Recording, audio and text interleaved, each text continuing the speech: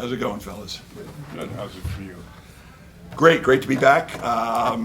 This is very humbling, great honor. Obviously, I thank Mike Brey. I can't thank him enough because I think it's a great idea that he started this 10 years ago, whatever. It's long overdue because we've had so many great players that I looked up to, mainly Austin Carr. He kind of, he was Mr. Notre Dame and got basketball started, as I like to say. Obviously, he had some help with the likes of Sid Catlett and Collis Jones and those guys, and great players as well. But I watched them, even though we no ESPN back then. You didn't get many games, and I always thought that when Shoemaden broke and AD came in, they took it to another level.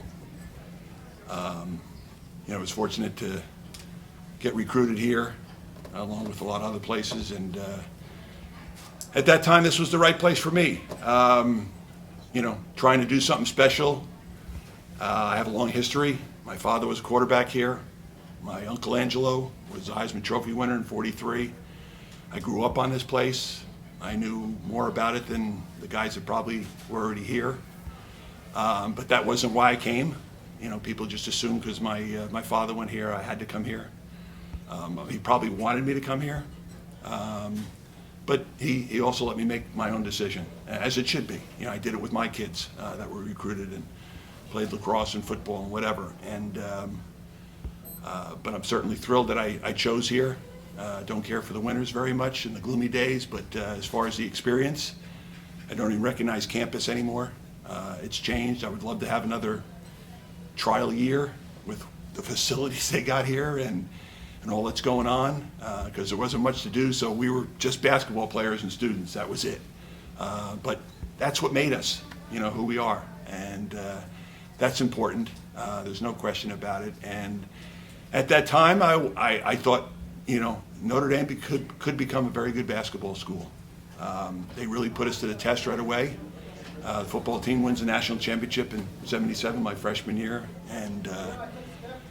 But we kind of showed them our own greatness in getting to the Final Four. Unfortunately, we didn't win, but I think that put us on the map at another level. In the 4 years that I obviously was here, I consider the greatest 4 years in Notre Dame basketball history. If you look at the record and look at the players we had, 14 guys drafted during my 4 years, 11 guys played in the NBA. Those are pretty scary numbers. So I think it's a credit to my teammates that I'm fortunate enough to sit here because we do things as a team. I've said it 1,000 times, you don't do anything personally without help. Basketball's a team sport. Guys got to get you the ball. Everybody's got to do their job, as I say, and kind of work together to come to the same conclusion. So I've been fortunate to play with great guys. We're still pretty friendly. We don't see each other a whole lot, but we communicate when we can, and life goes by in a blur. Days go fast. Days go slow and the years go fast. We're all getting up there in age again. It's hard to believe next year will be 40 years since I graduated, and I'm still trying to figure out what happened to the last 20.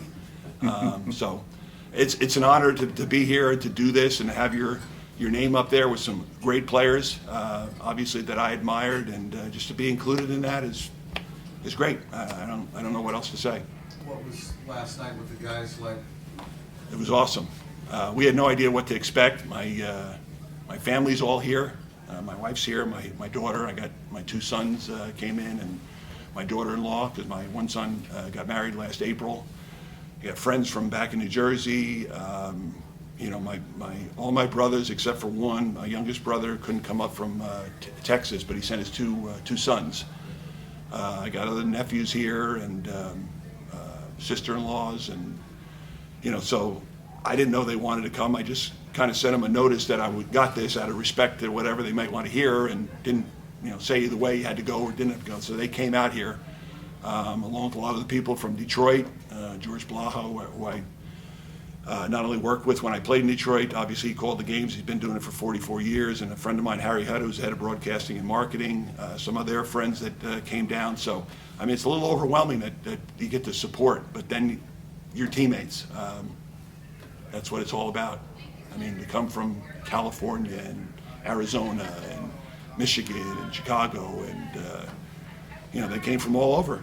The ones that could make it, I certainly understand the ones that couldn't, and I don't, it's just the way it is. I mean, we all can't be everywhere we want to be, but I know they're thinking about me, and I've got a few nice emails and texts from different people during the course of the last week and today, and that's certainly much appreciated. But this is no fun unless you have your teammates here. It doesn't mean anything. Paxton make it in last night? Pax did too, yeah. Pax came in, and he had to go back, and I saw him as soon as we got to practice, because I was walking in when he was walking, and he took his hat off, because he always does that now because he doesn't think I recognize him. But then when he takes his hat off, he's got no hair, and it's even worse. So, but John's great, and he wanted to be here. He texted me a couple of times, apologized for not being here for the game, but he said, I want to be there. And I said, you need to come to practice. You need to come to the thing afterwards. And we had a great time. I think it was a little overwhelming for a lot of my friends and family because we didn't know anything about 7-on-9.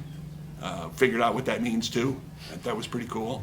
Of course, Bertelli's name's up there. So, and then see the view of the football stadium and the gathering, and everybody commented on they thought the whole ceremony last night, and me not knowing when they gave me a gift with all quotes, that was so awesome. And then the stories we told, and some of the lies they told about me and I told about them, all good. All good. So this is just a culmination. It's been a great couple of days so far. And you spoke with the team. What was your message to them? I couldn't emphasize enough how I have so much respect for what Mike does. He just gets it.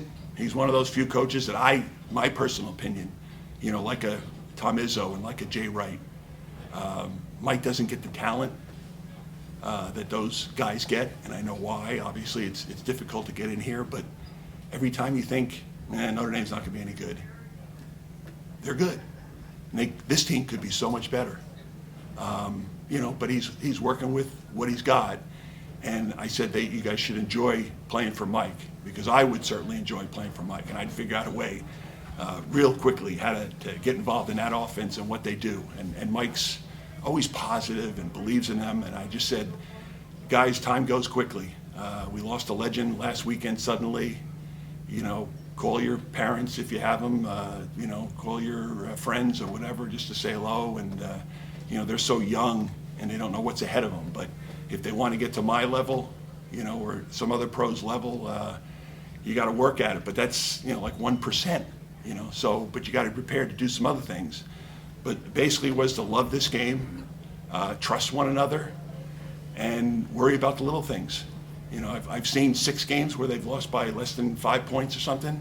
So if you won 4 of those, you're 12-8 now, I think. Be 16-4. That's a huge difference. And it's about the little things. Whether it's in life or whether playing basketball, making sure you wait on a screen or how to set a screen or don't have a turnover. No clock, time, and situation. That's the easiest thing when I played basketball. Clock, time, and situation. Because you have time with timeouts and things like that, and you look over there and you know exactly, what do I have to do? What happens if the ball comes to me or we miss a shot? What do we have to do? And in those situations, if you think and believe and trust your teammates, I think you'll get over the hump. Because once you start losing those games, it kind of destroys your confidence a little bit. So they have to trust one another. I got on Mooney a little bit about his free throw shooting. I said, you're a great player. Man, you have a nose for the ball, and you rebound. And I told his teammates, he's not going to be able to get every rebound all the time. So you got to pick him up on certain days. And same thing with the scoring and the shooting. You got to find out who's the hot guy, who's the guy to go to. But Mooney, I just said, you have too good of a touch. I said, are you a good free throw shooter? And he kind of said, no. Because I think I heard he's shooting like 55% or whatever. So I said, that's not gonna cut it. Because that tells me you don't want to get fouled. I used to play, and it's about getting to the foul line, because I could make free throws or whatever, and he should be able to. It's mental. So, and then he obviously turned around Wednesday. I think he made 7 for 7 that game. I saw he made 4 down clutch. So they were all saying that. So I said, all right, don't make me wrong today. So the kids, I think they understood. If they win today, then they listened. If they didn't, then they didn't listen. So. The game has changed so much. Yeah, it has. No shot clock, no 3-point line. And especially so many players just leaving after a year or two. Are you glad you played in the era that you did? Oh, absolutely. It has changed, and I'm not sure it's for the better, particularly even at the pro level. I have a hard time watching the game. I don't even know what they're doing anymore. Analytics and, it's a volume shooting league, three-pointers and whatever. College, it trickles down to college, it trickles down to high school or whatever. But, every game's on TV. I mean, we were on TV a lot, and we were an independent because we were national TV, and everybody saw us, and everybody hated me because they thought I was there for 8 years and whatever. I never thought about leaving early; just wasn't the thing to do. We had a few guys do it, but that's why you go to college, to have fun and to grow and have their fans see you develop from a freshman to a sophomore to a junior. It's fun. So in that regard, I think it was great because I got to play with great players, and it was a great time. Basketball had a great following. Obviously now it's just gone to another level because of social media and all the thing that's available. But no, I wouldn't trade anything in the world for playing a different time. To win 2 games, and that happened too fast. It's the only thing I don't regret it. It's just that you come out of high school, and then you're trying to find your way in here. And I was always very confident, and I knew I could play, and I was going to show that. I got plays down, and I always thought, like, I'm better than you. That's why I play. And I worked my way in the starting lineup, 3-4 games into the season. And, so the big stage never scared me. It motivated me. I thought those are the games that are even more fun because everybody's watching. They're more important. I know we can beat, the lesser teams and whatever, but you don't take them lightly because you still have to show up. But the big game was the time to rise and shine. And for me, never a problem. No bigger stage than trying to get to the Final Four for the first time. And when they throw the young freshmen into the middle, and we got Lambier and Batten and Flowers, all these 6'9", 6'10" guys, and I'm the one inside. What's going on there? But I mean, that was my versatility. That's why I played, because I could go outside and shoot. I could go inside and tussle with the big guys and get tough points and get to the free throw line. I could take my man off the dribble. But you got to play all aspects of the game. You got to defend. We had some great guys to defend, and we played different zones and matchup zones and things like that. So it's not just offense; it's offense, defense, it's everything. You got to put it together. Kelly, off the basketball floor, anybody on campus that was a big influence on you on the academic side? We talk about Mike DeChico, because he was actually on the train with my father when they came to Notre Dame. So he had known Mike for a while, and it's a challenge to go from high school also to university. And you're scared exactly what you have to do. But I always thought at least if you showed up and you put in an effort, you'll get the benefit of the doubt. So I went to class. I made a point to get there and have the professor see you and whatever. To see legends, and I'm going to mention them today a little bit. Father Hesburgh and Father Joyce. I mean. The Robert Redford and Paul Newman, they were special guys, and you saw them, and I knew those guys, and that was so cool. Moose Krause, I mean, you go back, again, these are influences and people that knew my father, so I got to know them and see them, Colonel Jack Stevens, and on and on and on. I mean, it's just those type of people that you see at this university at that time. And again, it was a lot smaller and whatever, but that's what made Notre Dame special because you were kind of a family. You were kind of together, and nobody got preferential treatment. Nobody got more than another. And I think those were influences on the outside away from basketball. Who finished second on